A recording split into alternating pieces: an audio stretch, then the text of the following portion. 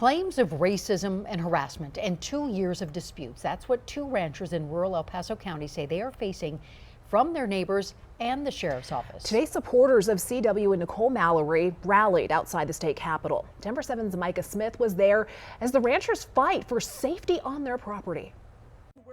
We came from Mississippi and Texas and Pennsylvania and New York to stand with this family. Black ranchers CW and Nicole Mallery's story of poisoned animals, racist threats, and what they say is a lack of response from the El Paso County Sheriff's Office has resonated with many across the country. It is our duty to fight for our freedom. And their supporters are rallying here at the Colorado State Capitol. Not all cops are bad. There are men and women who are sworn to serve and what?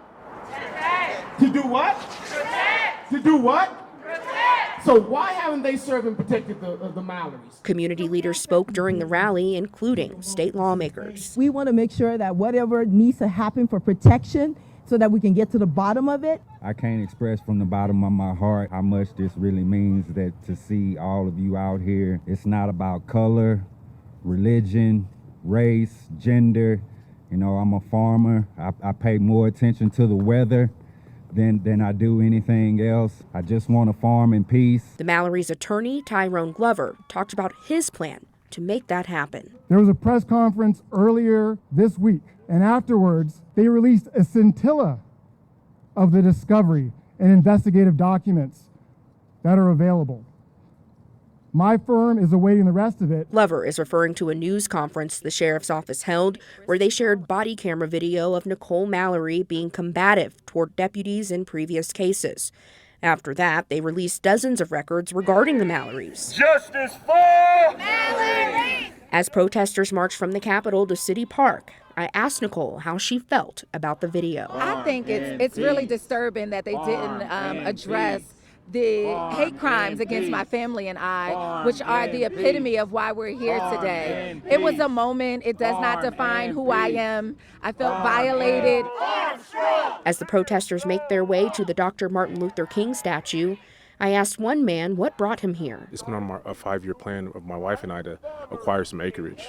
And so when I saw the Mallery's plight, this could easily be my family. Throughout the day, This is the world we live in. the Mallerys repeatedly said they no longer feel alone and will continue to fight for safety on their land.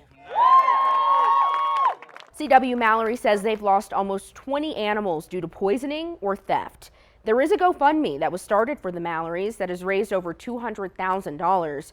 Throughout the rally, the Mallerys were calling on state lawmakers to pass the Karen Act, which stands for Caution Against Racially Exploitative Non-Emergencies. The couple says this all began as a dispute with their neighbor, and they think the legislation could prevent future situations similar to their own. We know there are multiple sides to this story, and I want you to know I have reached out to the sheriff's office multiple times for a one-on-one interview, but have been told repeatedly he is unavailable. Reporting in studio, Micah Smith, Denver 7.